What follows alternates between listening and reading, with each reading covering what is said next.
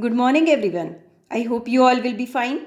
So, in our today's session, I have brought some numerical problem that we have to solve today related to the Bohr's model. So, I think you all have got the points which I have explained yesterday related to the Bohr's model. So, let's start to solve the first problem, that is, what are the frequency and wavelength of a photon emitted during a transition from n is equals to 5 state to the n is equals to 2 state in the hydrogen atom. So this is a question. So first of all, how to find out the frequency? So frequency relates to the energy. So first of all, we have to solve the value of energy change. So the formula which will be used to solve energy, that I have written delta E is equals to RH 1 upon N1 square minus 1 upon N2 square. So the value of RH will be here according to the Bohr's 2.18 into 10 to the power minus 18 and 1 upon N1 square and 1 upon N2 square. So here N1 they are asking from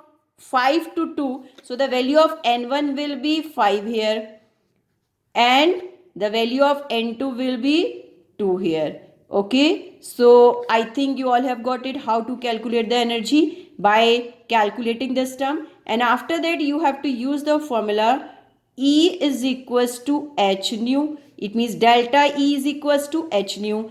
Nu is to be calculated by delta E upon H. In this way you will calculate the frequency. When frequency is to be calculated, then use the formula nu is equals to C upon lambda. So lambda it becomes C upon nu. So I think you all have got it how this is to be solved. Okay, and try to get the exact answer.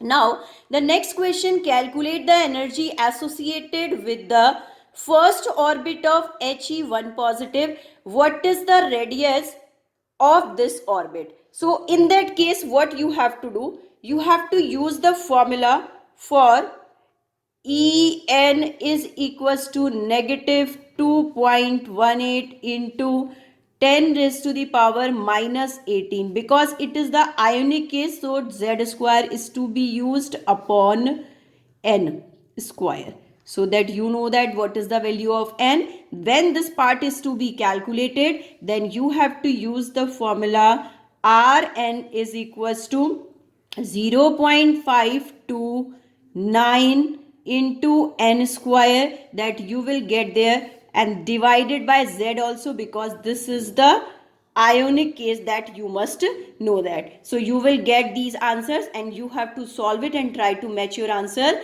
which I have provided. Let's come on the next problem. The energy associated with the first orbit in the hydrogen atom is negative 2.18 into 10 to the power minus 18 joule per atom. So what is the energy associated with the fifth orbit? And the second part of this question, you have to calculate the radius of the Bohr's fifth orbit for hydrogen atom. So this question I have solved for you. So that formula you have to use there, same energy En negative 2.18 into 10 to the power negative 18 upon n square.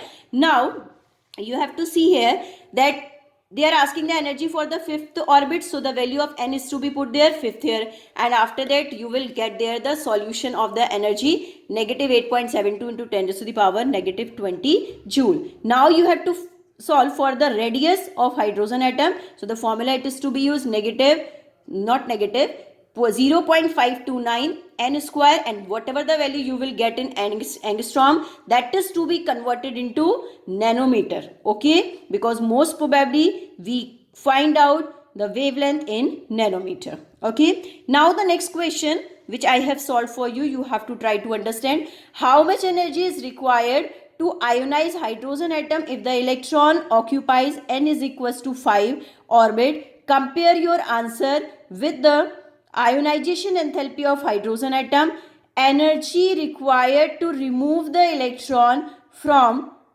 n is equals to first orbit. So same thing you have to do. First you have to calculate the energy of first orbit, then fifth orbit. That same I have done for you.